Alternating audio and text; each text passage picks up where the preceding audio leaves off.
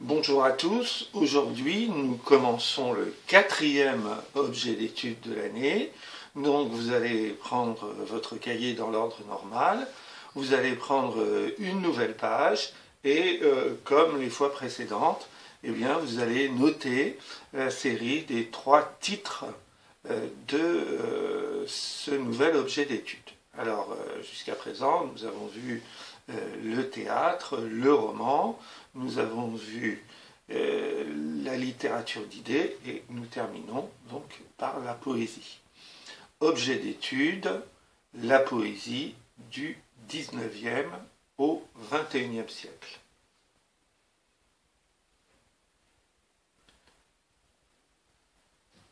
Deuxième titre, parmi les œuvres poétiques qui étaient proposées par le programme, j'ai choisi Victor Hugo, un recueil qui s'appelle Les Contemplations, et nous avons à étudier ce recueil des livres 1 à 4.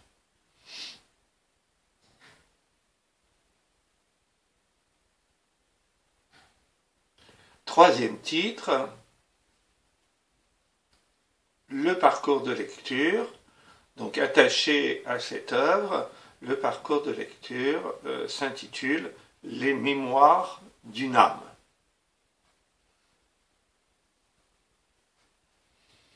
Alors comme les fois précédentes, eh bien, vous faites une présentation similaire de façon à retrouver facilement au moment des révisions les 4 grands chapitres de l'année.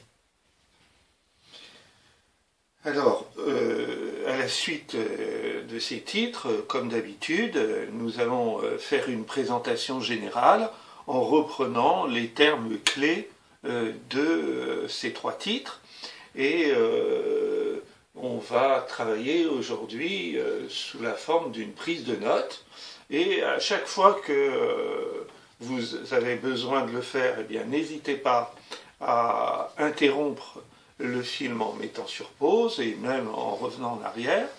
Et à la fin de chaque grande partie, je m'arrêterai pour vous signaler les points importants et pour que vous puissiez vérifier si vous avez noté ces points importants. Alors, nous avons vu que cet objet d'étude était centré sur la poésie, et ça va être le premier point de cette présentation. Donc, grand 1, la poésie. Alors, comme nous l'avions fait pour le théâtre, le roman ou la littérature d'idées, la première chose à noter, c'est que la poésie est un genre littéraire. Vous vous rappelez, si je suis devant une étagère avec une série de livres, eh bien, je vais ouvrir un livre et immédiatement, je dirais, ah, tiens, ce texte-là appartient au genre littéraire de la poésie. Alors, pourquoi? Eh bien, parce que la poésie a une forme d'écriture qui est différente de l'écriture habituelle. Cette écriture habituelle, on l'appelle la prose, P-R-O-S-E, et l'écriture poétique est généralement rédigée en vers.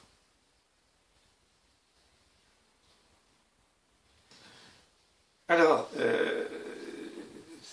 c'est le petit A de cette présentation sur la poésie. Eh bien, c'est justement la versification, c'est-à-dire la manière de construire les vers. Versification, ça s'écrit V-E-R-S-I-F-I-C-A-T-I-O-N. Alors, comment reconnaît-on un vers? Eh bien, on voit bien que c'est un fragment qui forme une ligne et qui commence généralement par une majuscule et qui finit par un rappel sonore qu'on appelle une rime. Donc, une ligne clairement délimitée et qui répond à ce qu'on appelle une mesure, c'est-à-dire que on délimite un vers à travers son nombre de syllabes. Les principaux vers qui apparaissent dans la littérature française comprennent 8 syllabes, qu'on appelle octosyllabes, O-C-T-O-S-Y, décasyllabes, D-E-C-A, et enfin alexandrin, qui correspond à 12 syllabes. Octo 8, déca 10, alexandrin 12 syllabes.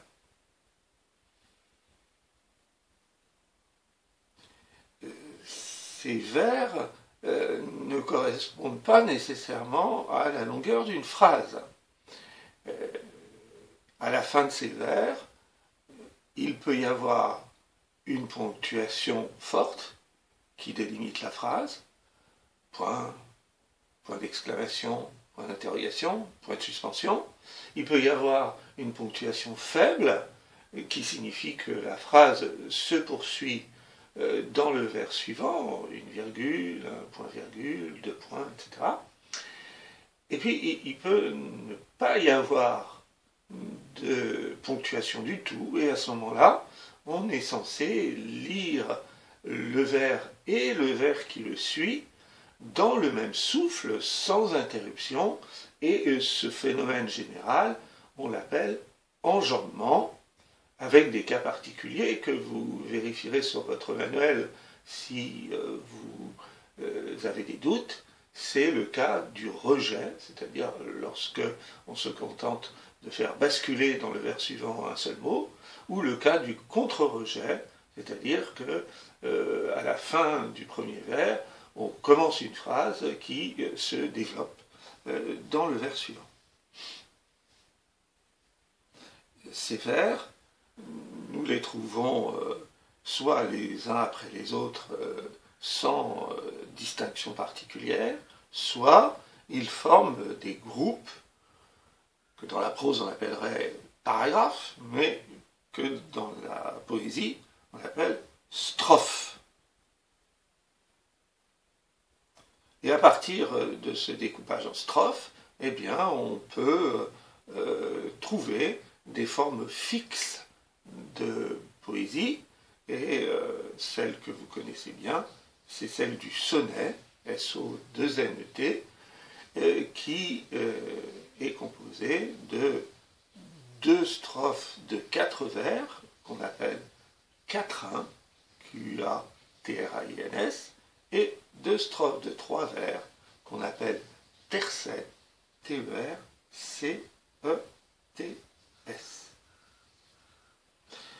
Alors, si on regarde ce genre littéraire avec les dates qui nous sont fournies, 19e, 21e siècle, eh bien, on peut dire que dans cette période, entre le 19e et le 21e siècle, un certain nombre de poètes ont eu la volonté de se libérer des règles strictes de la versification, et certains d'entre eux se sont lancés dans l'écriture de formes originales et même presque contradictoires avec la notion de vers, puisque certains auteurs ont rédigé ce qu'on appelle des poèmes en prose. Donc vous voyez que c'est presque un oxymore, hein. Et d'autres se sont libérés aussi radicalement en décidant que le nombre de syllabes dans les vers, l'utilisation même de la ponctuation étaient des entraves, des limites à leur liberté d'imagination, et ces auteurs-là ont composé ce qu'on appelle des vers libre. Alors, tous ces éléments-là, à la fois de règles, mais aussi d'inventivité, soit à l'intérieur de ces règles, soit en brisant les règles, montrent que la poésie est un genre littéraire particulièrement créatif. Et d'une certaine façon, on pourrait dire que c'est la forme peut-être la plus artistique de la littérature qui stimule la sensibilité à la fois de celui qui s'exprime, mais aussi de celui qui est le destinataire de cette poésie. Alors, pourquoi est-ce que j'insiste là-dessus? Eh bien, parce que le mot poésie, étymologiquement, vient d'un mot grec qui veut dire création. Et donc, dans le mot même de poésie, vous voyez qu'il y a cette notion de créativité, d'inspiration poétique.